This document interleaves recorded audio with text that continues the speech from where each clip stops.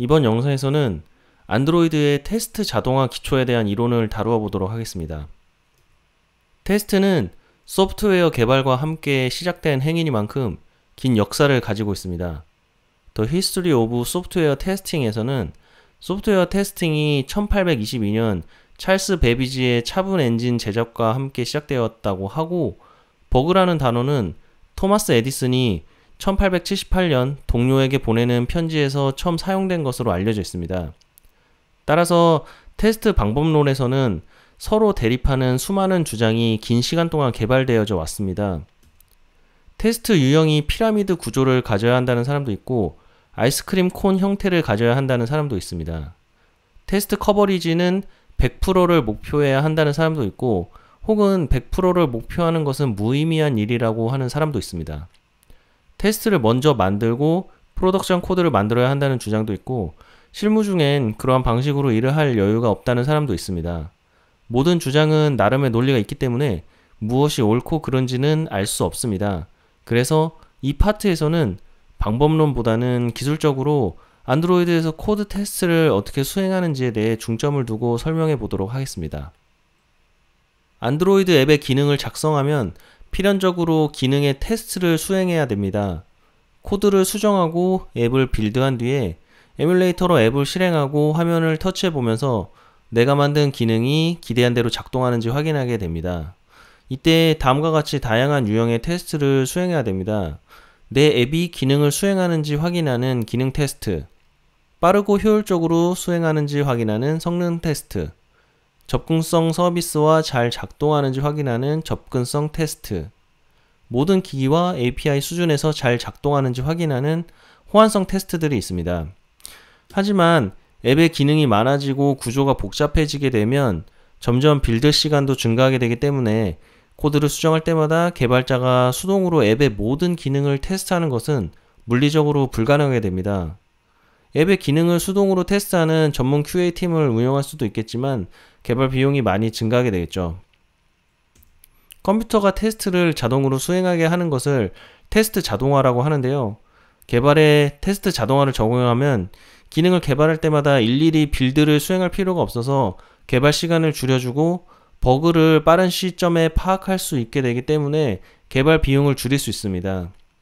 또한 기능을 개발할 때 자동 테스트가 가능한 구조가 되도록 고려하게 되기 때문에 자연스럽게 프로그램이 더욱 견고한 구조를 갖게 되는 많은 장점이 있습니다. 소프트웨어를 테스트하는 방법은 크게 블랙박스 테스트와 화이트박스 테스트로 나눌 수 있습니다. 블랙박스 테스트는 소프트웨어의 내부 구조나 작동 원리를 모르는 상태에서 소프트웨어의 동작이 요구사항을 만족하는지 검사하는 방법으로 개발자가 아닌 사용자 입장에서의 테스팅입니다. 화이트박스 테스트는 블랙박스 테스트와는 반대로 소프트웨어의 내부 구조와 제어 흐름을 직접 관찰하는 테스트 방식인데요. 이건 개발자 입장에서의 테스팅이 되겠습니다. 안드로이드의 테스트 자동화에는 이 두 방식이 모두 사용되게 됩니다. 구글은 안드로이드의 자동 테스트를 다음 그림과 같이 유닛 테스트, 인테그레이션 테스트, 그리고 엔드-투-엔드 테스트로 분리하고 있습니다. 유닛 테스트에서 엔드-투-엔드 테스트로 갈수록 각 테스트의 충실도는 증가하지만 실행시간과 유지보수 및 디버깅에 드는 노력도 증가하게 됩니다. 따라서 일반적으로는 유닛 테스트를 인테그레이션 테스트보다 많이 작성하고 인테그레이션 테스트를 엔드-투-엔드 테스트보다 더 많이 작성하게 됩니다. 단위 테스트는 앱의 메서드 또는 클래스와 같은 작은 단위의 기능을 검증합니다. 테스트 범위가 작기 때문에 작성이 수월하고 테스트 속도가 빠릅니다. 안드로이드의 이 단위 테스트에는 두 가지가 있는데요. 우선 로컬 단위 테스트는 안드로이드 프레임워크에 의존하지 않고 로컬 자바 버추얼 머신에서 실행되는 테스트입니다. 실제 기기나 에뮬레이터를 사용하지 않기 때문에 테스트 속도가 빠르다는 특징이 있습니다. 두 번째는 인스트루멘티드 유닛 테스트, 계측 단위 테스트인데요. 안드로이드 프레임워크에 의존하는 기능을 검증하는 단위 테스트입니다. 실제 기기나 에뮬레이터에서 실행해야 되기 때문에 실행 시간이 오래 걸린다는 특징이 있습니다. 통합 테스트는 서로 다른 모듈 또는 클래스 간의 상호작용이 정상적으로 기능하는지를 검증합니다. 단위 테스트로 각각 모듈의 기능이 정상적으로 작동하는지를 검증했을지라도 동시에 여러 모듈을 동작시켰을 때는 정상 작동을 하지 않을 수도 있기 때문입니다. 종단간 테스트는 앱의 전체 화면 또는 여러 모듈에 걸친 사용자 흐름과 같은 큰 부분에 대한 기능 검증을 수행하게 됩니다. 유저 인터페이스를 사용할 때 화면이 올바르게 응답하는지 확인하는 테스트이기 때문에 UI 테스트라고 부르기도 합니다. 단위, 통합, 종단간이라는 분류는 얼핏 듣기에 모호하게 들릴 수 있습니다. 그래서 구글은 사이즈 기준으로 단위 테스트는 소형 테스트, 통합 테스트는 중형 테스트, 그리고 종단간 테스트는 라지 테스트라고 분류하기도 합니다. 크기에 따른 각 테스트의 특징은 화면에 보이는 표와 같습니다. 스몰 테스트에서는 60초 이하의 테스트, 미디엄은 300초 이하의 테스트, 라지 테스트는 900초 이상이 되는 테스트를 라지 테스트를 하고 각각 어떤 피처를 테스트하느냐에 따라서 이렇게 구분이 되게 됩니다. 이번에는 프로그램을 테스트할 때 지켜야 되는 몇 가지 원칙을 소개하겠습니다. 우선은 세븐 테스팅 프린시플즈인데요. 이 세븐 테스팅 프린시플즈는 인터내셔널 소프트웨어 테스팅 퀄리피케이션즈 보드에서 제안한 7가지 테스트 원칙입니다. 위에서부터 하나씩 읽어보겠습니다. 테스팅은 결함의 존재를 보여주는 것이다. 완벽한 테스트는 불가능하다. 테스트 구성은 가능한 빠르게 시작한다. 결함은 군집되어 있다. 비슷한 테스트가 반복되면 새로운 결함을 발견할 수 없다. 테스팅은 문맥에 의존적이다. 사용되지 않는 시스템이나 사용자의 기대에 부응하지 않는 기능의 결함을 찾고 수정하는 것은 의미가 없다. 다음은 퍼스트 프린시플입니다. 퍼스트 프린시플이란 로버트 마틴 선생의 클린 코드에서 소개한 단위 테스트에 관한 원칙들을 브렛과 팀이라는 사람이 first라는 이름으로 정리한 것입니다. 위에서부터 하나씩 읽어보도록 하겠습니다. fast, 단위 테스트는 빨라야 한다. isolated, 테스트가 다른 테스트 케이스에 의존하지 않아야 한다. repeatable, 테스트는 실행할 때마다 같은 결과를 만들어야 한다. self-validating, 테스트 결과는 성공이거나 실패여야 한다. 결과에 대한 해석이 필요해서는 안 된다. timely, 단위 테스트는 기능이 출시된 후에도 언제든 작성할 수 있지만 적절한 시점은 프로덕션 코드를 구현하고 있는 와중에 테스트 코드를 작성하는 것이다. 테스트의 원칙은 이해했습니다. 그러면 테스트 코드는 어떤 스타일로 작성해야 될까요? 넓은 공감대를 얻고 있는 스타일 중에 하나는 마틴 파울러 선생이 제안한 given, when, then 스타일입니다. 이 GWT는 테스트 코드 구조를 다음 세 부분으로 분리해서 생각합니다. 어떠한 상태 하에서 어떠한 기능을 실행하면 어떠한 결과가 나와야 한다. 예를 들어서 x가 1일 때 2를 곱하면 2가 나와야 하는 테스트 메소드는 다음과 같은 구조를 갖게 되는 것입니다. 영화 촬영에서 우리가 흔히 아는 스턴트맨의 정확한 용어는 스턴트 더블이라고 하는데요. 테스트 더블은 말 그대로 실제 구성 요소 대신 테스트를 수행하는 객체입니다. 엑스유닛 테스트 패턴즈의 저자인 제라드 메스자로스가 만든 용어라고 합니다. 퍼스트 프린시플 중에 아이솔레이티드 원칙에 따르면 테스트는 다른 테스트에 의존하지 않고 격리돼서 어떤 순서로든 어떤 개별 테스트이든 실행할 수 있어야 됩니다. 격리한다는 것은 테스트 대상이 의존하는 것을 실제가 아닌 다른 것으로 대체하는 것인데 이때 사용하는 것이 테스트 더블인 것입니다. 테스트 더블에는 다음과 같이 더미, 스톱, 스파이, 모크, 페이크 등이 있는데요. 각각의 정의와 사용법에 대해 설명하도록 하겠습니다. 더미는 가장 기본적인 테스트 더블로 기능을 전혀 구현하지 않는 객체입니다. 인스턴스는 필요하지만 기능까지는 필요하지 않은 경우에 사용하게 됩니다. 여기서 더미 어카운트 다오는 이 어카운트 다오를 상속을 하고 있지만 기능을 구현하지 않았죠. 스톱은 이 더미가 실제로 동작하는 것처럼 보이게 만들어 놓은 객체입니다. 인터페이스 혹은 클래스를 최소한으로 구현하고 결과는 특정 상태를 가정해서 하드 코딩된 값을 제공하게 됩니다. 따라서 로직에 따른 값의 변경은 테스트할 수가 없습니다. 객체의 특정한 메소드를 적용하기 전과 후의 상태를 확인하는 상태 기반 테스트에 사용되는 테스트 더블입니다. 화면에 보시면 스톱 어카운트 다운은 이 어카운트 다운을 상속하게 되지만 show 멤버 처리까지는 완전히 구현하는 게 아니라 단순히 고정된 상수값을 반환하도록 하고 있습니다. 스파이는 스톱과 비슷한 객체인데 추가적인 정보를 더 기록할 수 있게 구성한 것입니다. 예를 들어서 예상된 메소드가 잘 호출되었는지 또는 몇 번이나 호출되었는지 등을 추적을 할 수가 있게 되어 있습니다. 어떤 메소드 A가 호출됐을 때 또 다른 메소드 B가 실행이 되었는지 확인하는 등의 행위 기반 테스트에 사용되는 테스트 더블입니다. 스파이 어카운트 다오의 쇼 멤버 메소드를 보면 내부에서 콜 멤버 카운트를 증가시키는 스파이 동작을 하는 것을 알 수가 있습니다. 페이크는 동작하는 구현이 있기 때문에 테스트에는 사용할 수 있지만 프로덕션 구현과 완전히 동일하지는 않은 객체입니다.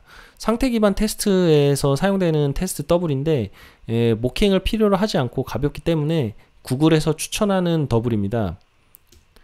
페이크 어카운트 DB는 이 어카운트 DB를 가짜로 구현하는데 스톱과 차이점이라면 스톱의 경우에 메소드 로직은 구현하지 않고 단지 고정값을 반환하지만 페이크는 메소드 로직까지 구현하게 됩니다.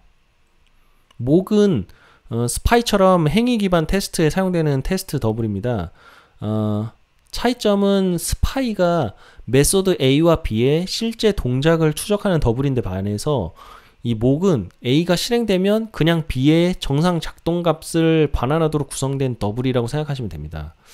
행위 기반 테스트는 작성이 복잡하고 까다로운 부분이 많기 때문에 모킹에 사용하는 전용 라이브러리들이 만들어져 있습니다. 코드를 보시면 칸은 엔진과 대시보드 의존성을 주입받도록 되어 있고 카 테스트에서 이 카를 테스트하게 됩니다.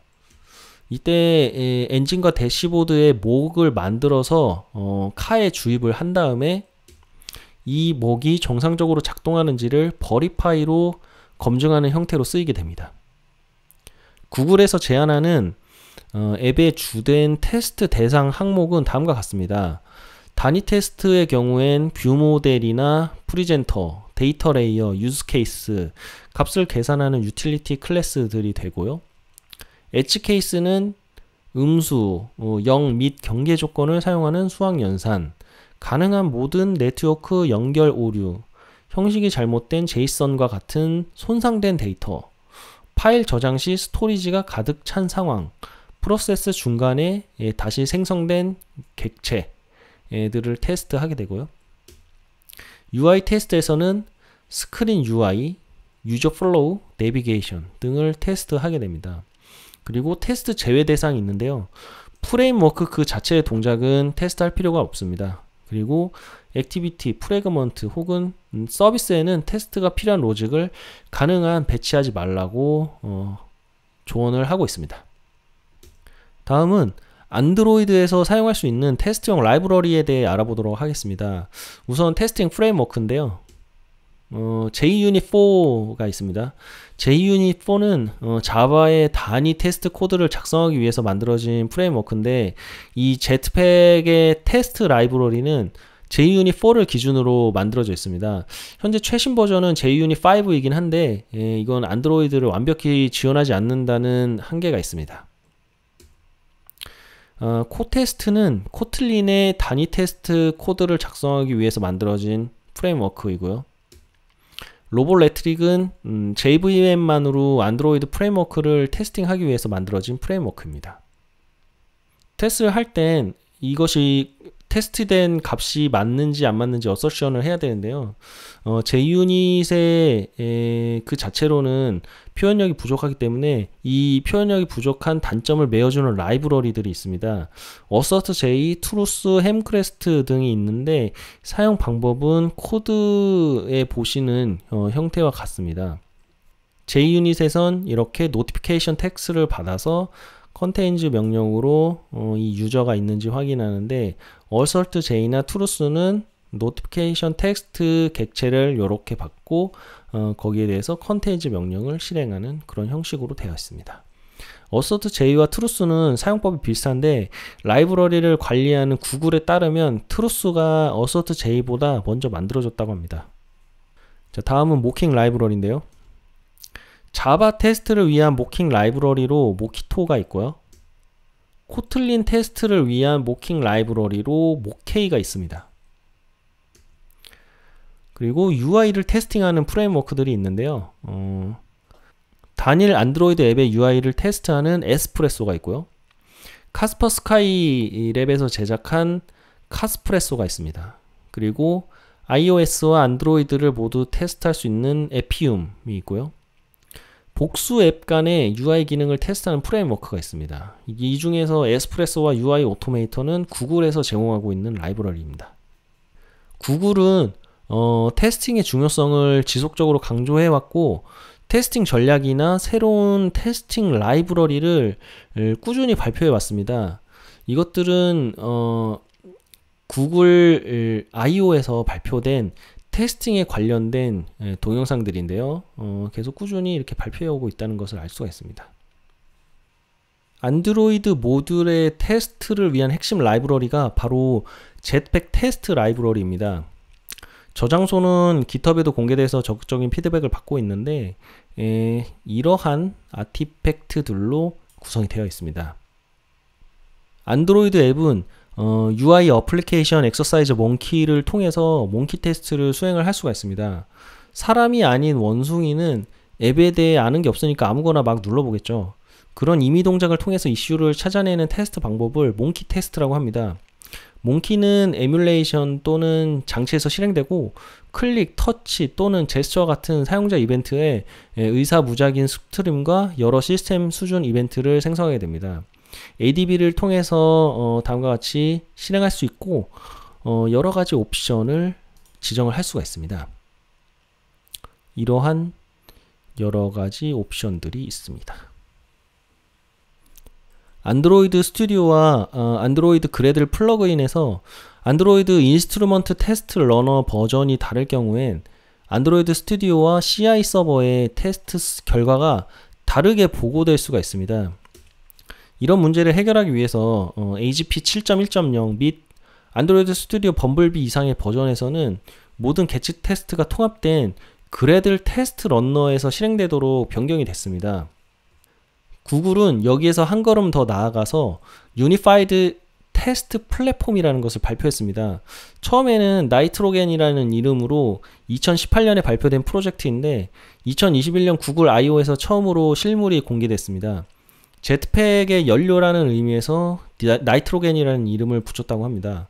이 UTP를 이용하면 서로 다른 OS의 테스트를 모듈 방식으로 추가할 수 있고 병렬로 테스트를 수행할 수 있어서 테스트를 대규모화할 수 있게 된다고 합니다. 내 코드가 얼마만큼 테스트되고 있는지 평가할 수 있는 지표를 코드 커버리지라고 합니다. 자바 코드를 평가하는 데는 자바 코드 커버리지 라이브러리 자코코가 사용되는데요.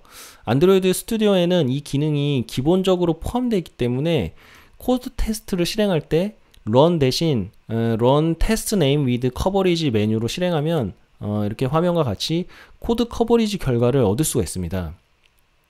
앱의 모든 코드가 테스트되고 있다면 이 코드 커버리지는 100%가 될 텐데요. 코드 커버리지를 100% 달성하는 것은 물리적으로도 매우 어려운 일일 뿐더러 실제로는 테스트를 하지 말아야 하는 종류의 코드도 있기 때문에 100%라는 숫자를 달성하는 것에 매달릴 필요는 없습니다. 테스트 드리븐 디벨롭먼트의 저자인 켄트 백 선생은 코드 커버리지 100%를 뽐내는 사람은 신문의 글자 하나하나를 읽었다고 자랑하는 것과 같다고 비판하기도 했습니다.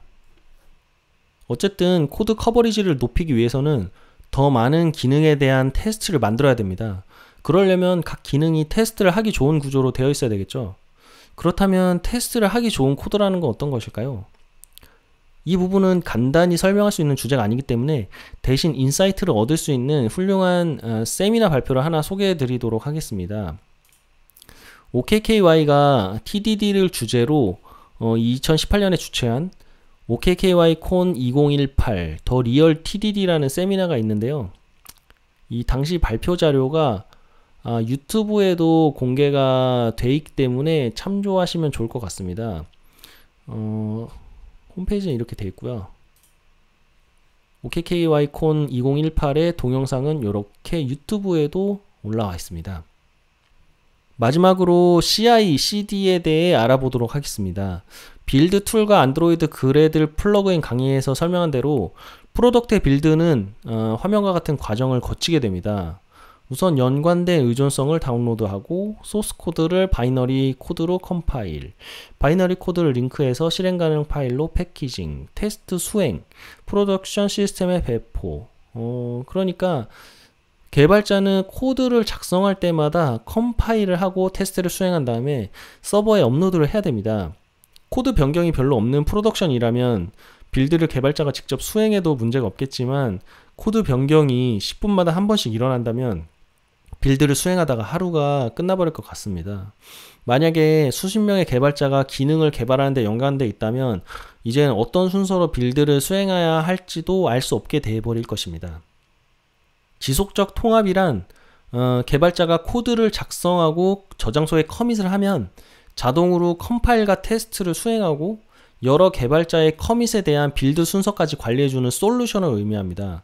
실무에서 많이 사용되는 솔루션으로는 GitHub 액션, Circle CI, Bitwise, Jenkins, TeamCity 등이 있습니다. 지속적 제공은 CI가 완료돼서 배포할 수 있는 상태의 빌드 결과물을 저장소에 업로드하는 것이고, 지속적 배포는 지속적 제공 과정이 완료된 결과물을 최종 사용자가 사용할 수 있는 환경까지 자동으로 배포하는 솔루션을 의미합니다. 실무에서 많이 사용되는 솔루션으로는 FastRain, Firebase App Distribution, Deploygate, Bitwise Ship 등이 있습니다. CI와 CD의 진행 구성은 다음 그림과 같습니다. CI, CD를 도입하면 개발자는 빌드야 배포에 대해서는 신경 쓰지 않고 코드를 작성하는 데에만 집중할 수 있습니다. 테스트 자동화는 CI, CD 솔루션과 결합될 때 진정한 위력을 발휘할 수 있게 되는 것입니다. 이렇게 해서 안드로이드의 테스트 자동화 기초에 대해 알아보았습니다.